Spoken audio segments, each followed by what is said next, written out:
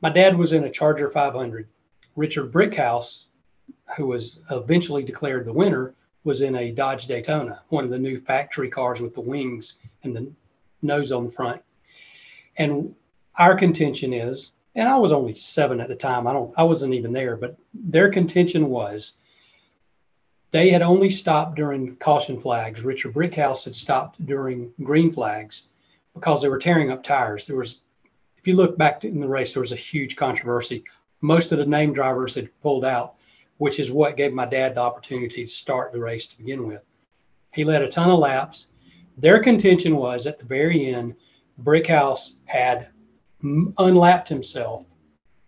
NASCAR and scoring said that was a pass for the win, and they gave the win to Brickhouse. I don't think, and I like NASCAR. I don't want to cause any trouble or anything, but I don't know that they went back and looked at the scoring records. NASCAR just declared the winner, and my dad was second. Could have changed the arc of my entire life and his life also. But my famous story, of course, is the Dale Earnhardt running out of gas story. So my brother was, working with his father-in-law, Bobby Lindsay, and Bobby was running a car. Dale was running a car. This is way before Dale was, running, the Cup Series. And Dale finished the race. He probably won the daggone race for all I know. Bobby did not. But, after the race, they were packing up and Dale had run out of gas. So he had no gas to get home to Kannapolis.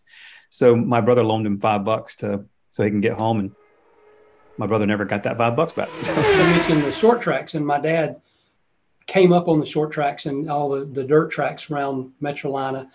And he had a car owner once named Sweeney Prosser.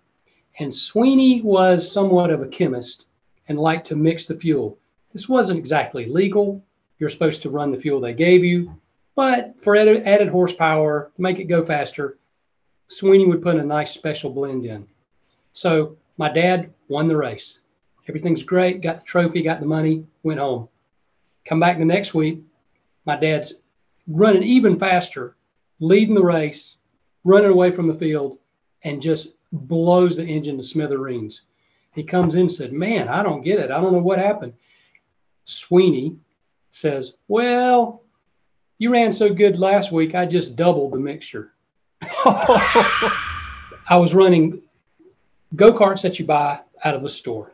We both ran, my dad brought 2 go-karts and we ran each other. And my older brother, he beat me at everything all my life.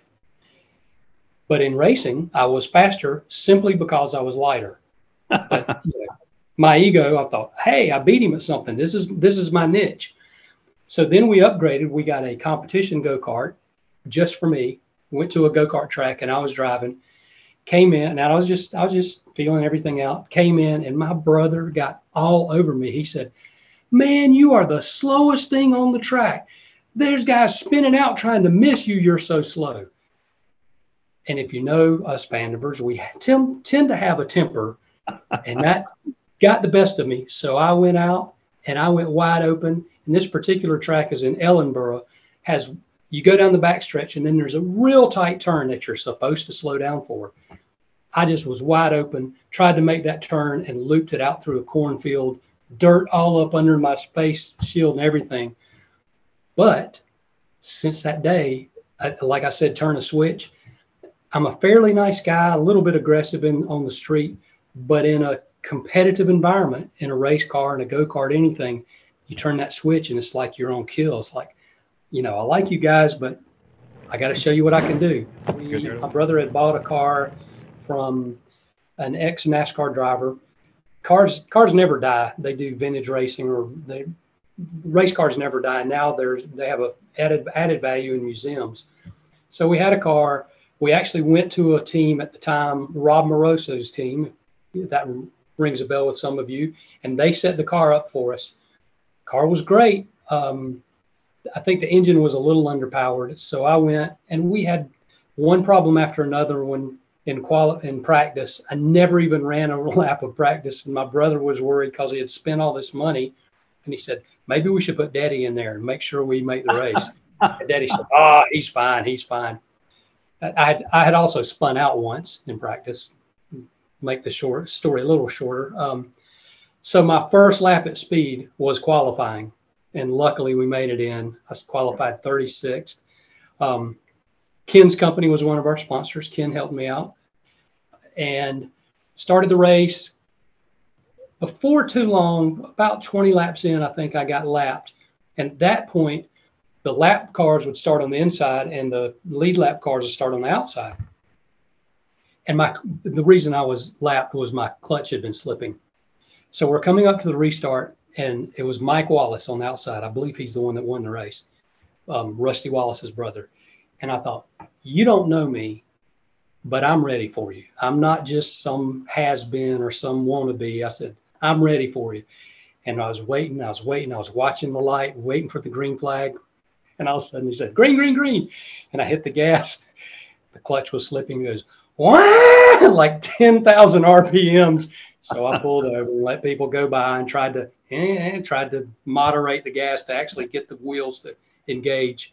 So disheartening. So eventually the clutch let out.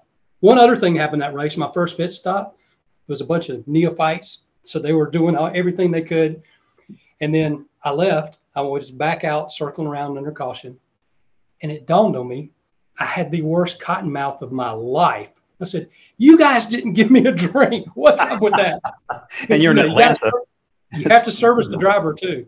Yeah. And I still had this long neck. And I remember during that race, because I didn't have a neck brace, I remember going down into the turn and turning it. And with my right hand, I would hold my head so it wouldn't. So, yeah, things could have been done better, but we had. I know the folks in Martinsville will love to hear more from you and your wonderful stories. So we look forward to seeing you October 25th in Martinsville. Thank you. Look forward to it.